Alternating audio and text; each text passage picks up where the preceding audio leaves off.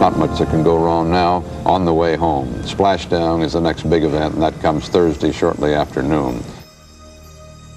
They've got a visual contract from Orion 3. They're seeing this glowing re-entry like a comet coming back to the Earth's atmosphere. They're back from the moon.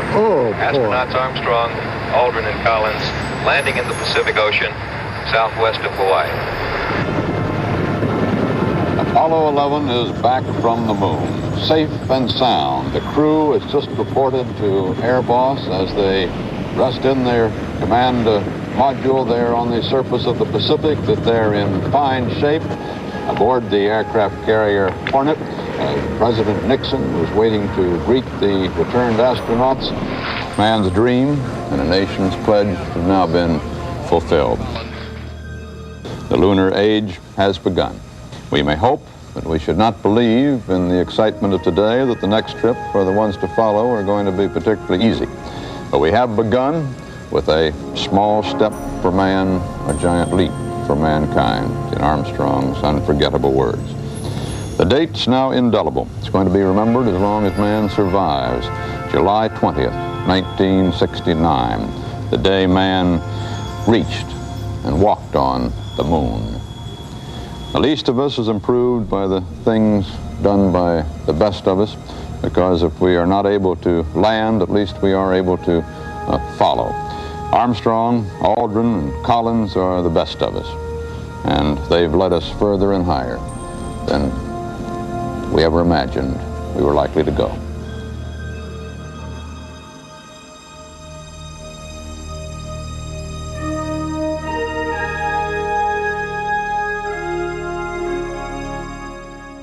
I'd like you to meet someone. Next, remember this. Mary Richards, Walter Cronkite. So nice to meet you. Really nice. Nice. Really. Baxter, Walter Cronkite.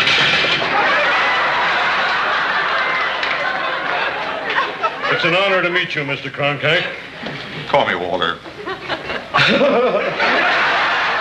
It's Sunday morning on CBS, and here again is Anthony Mason. It's a bit of television sitcom history. Walter Cronkite's guest appearance as himself on the highly rated Mary Tyler Moore Show back in 1974. Some observations on the man and his reputation now from former ABC Nightline anchor Ted Koppel. I heard this story from a CBS producer who claims to have witnessed it.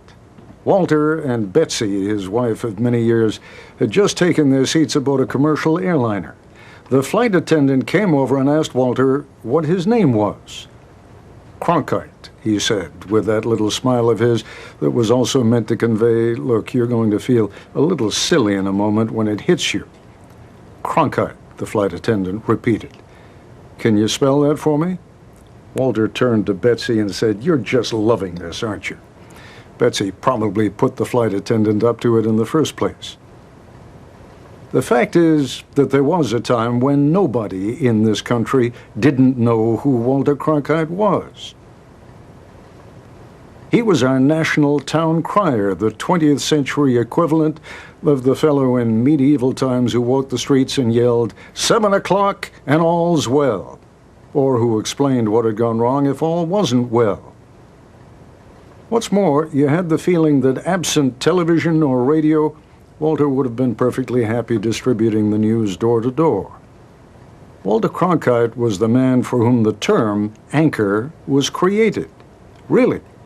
It was during the run-up to the political conventions in 1952, and there's some debate over who gets the credit, someone on the production team decided that there had to be a title to describe the fellow sitting at the desk, pulling it all together, holding it all in place. And isn't that, after all, what Walter did all those years? Pulled it all together, held it all in place? Walter Cronkite, America's anchor. And that's the way it was.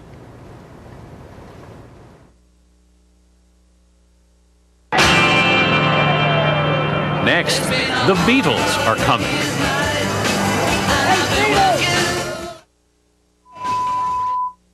This portion of Sunday Morning is sponsored by Audi. Truth in engineering. Broadcaster, an American icon. CBS mourns the loss of Walter Cronkite. A broadcasting legend, an American icon. The biggest names in politics, news, and entertainment. Remembering Walter Cronkite tonight. Most people probably think that the Beatles had their American TV debut on The Ed Sullivan Show in early 1964. But CBS Evening News anchor Katie Couric wants you to know that they actually appeared a couple of months earlier on Walter Cronkite's news broadcast of record.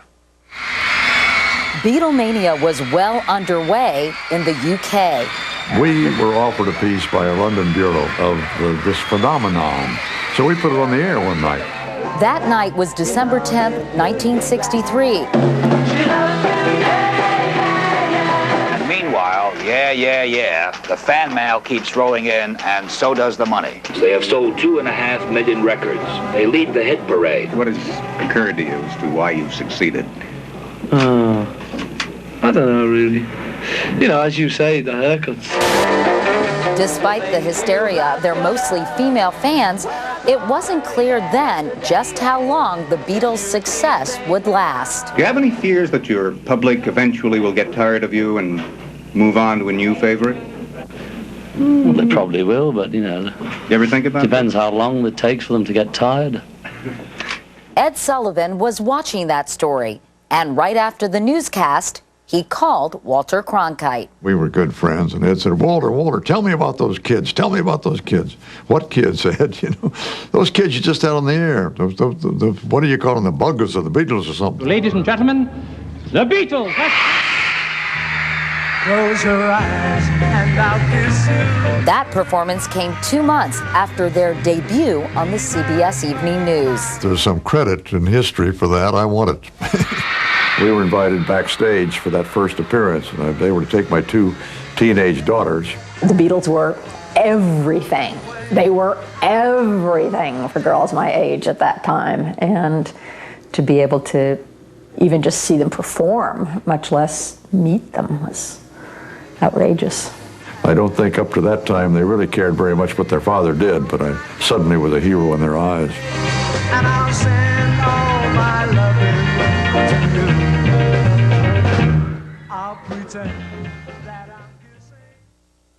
Coming up, the end of an era. His authority and his calmness held the nation together. Not forget CBS News. He held the nation together during critical times. Saw on TV matched the real Walter Cronkite, who lived and worked off camera. Early show anchor Maggie Rodriguez talked about that with the man who currently runs Sony, but not all that long ago was president of CBS News, Sir Howard Stringer. Define Walter Cronkite. Well, I think a man completely at peace with himself and comfortable in his own skin. Cary Grant once said, "I wish I'd been Cary Grant." Walter Cronkite would never have said that. Walter was always Walter Cronkite. Comfortable with himself, no inner turmoil, very, very good at what he did, and he made it look deceptively easy, which is what the great ones do. When I was on the road with him, we always looked forward to the evening, because you could have a better time with Walter Cronkite than virtually anybody. You could go sit in a restaurant and drink a glass of wine with him into the small hours, and he was as much fun as you could imagine. No artifice, just I'm Walter Cronkite and I'm having fun. How big of an era was the Walter Cronkite era at CBS News? It was an era in which the stars of news were wonderful writers and wonderful broadcasters, and he sat there at the top of the pyramid, representing the authority and credibility of news at a time when it really needed it. Everybody watched the evening news then, so he was the focal point of an entire nation during a critical time, during Vietnam, not just the moon landing, but you remember that he was there when the streets were rioting. He was at the Chicago Convention. So his authority and his calmness held the nation together. Not forget CBS News. He held the nation together during critical times. Did CBS make a mistake by making him retire at 65? Well, that was a difficult time. I mean, ABC was chasing Dan Rather, and so there was some anxiety that Walter would eventually retire in the next 3 or 4 years, and Dan Rather would have time to build his reputation at ABC News. And Walter saw the logic of it, which is why he agreed. If Walter had not agreed, nobody would have dared take him off the air. I mean, his last week he had a 29 share. He could have got a 29 share reading the phone book. and I told him that once. So I think it was tough for him. If I was Walter Cronkite, I'd say, oh, I would have done that for 5 more years. Yeah. What will his legacy be?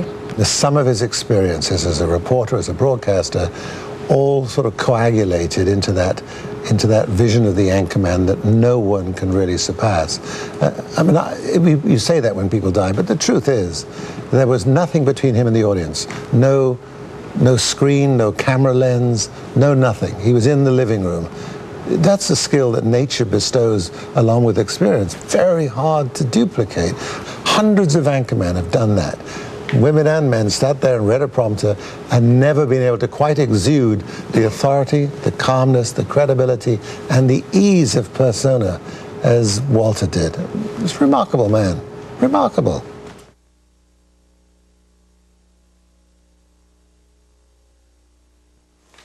As we've seen throughout the morning, no story excited Walter Cronkite more than spaceflight, which is why we thought this would be the right time to ask what those who share that enthusiasm have to look forward to now. Mark Strassman explores the answers. Tranquility Base here. The Eagle has landed. When men first walked on the moon, 500 million people, 1/6 of the Earth's population, watched in awe. For 2 hours, Neil Armstrong and Buzz Aldrin explored the lunar landscape.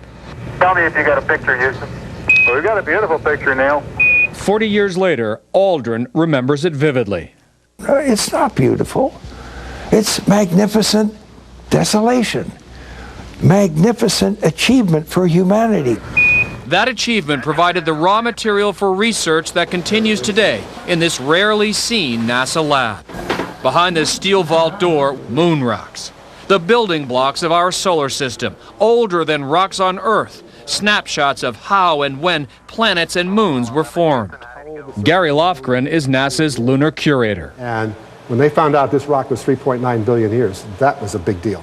Since the Apollo days when this control room came alive, NASA has come a long way. But its mission today is less clear. Is it the moon, Mars, and should humans go at all? NASA believes the moon is the crucial next step. Its mandate, return people there by 2020. We have ignition. This time, 2 rockets would launch to carry heavier loads, one carrying astronauts, the other cargo. In low Earth orbit, the capsule carrying the astronauts and the lunar lander would dock. After 4 days of travel, all 4 astronauts would land on the moon. For a week, they would try to learn whether it's possible to live off the land in space. For instance, the moon's poles may contain ice, a possible source of water, oxygen, and hydrogen. Their spacesuits attached to the exterior of the lunar rover. From inside, astronauts could step in or step out of their suits. Jeff Hanley leads NASA's new system of spacecraft called Constellation. We're trying to go anywhere. We're trying to stay twice as long with twice as many people. But critics, including the second man on the moon, say NASA must go to places people have never gone before. That's a little bit different than Neil and Buzz kicking up dust on the moon. I think we owe them something more than that. Tell me if you got a picture. Ultimately, America has to make hard choices about how much risk to take and how much we're willing to spend. Just a trip to the moon would cost an estimated $100 billion. As once again, NASA makes the case for space and the next giant leap for man.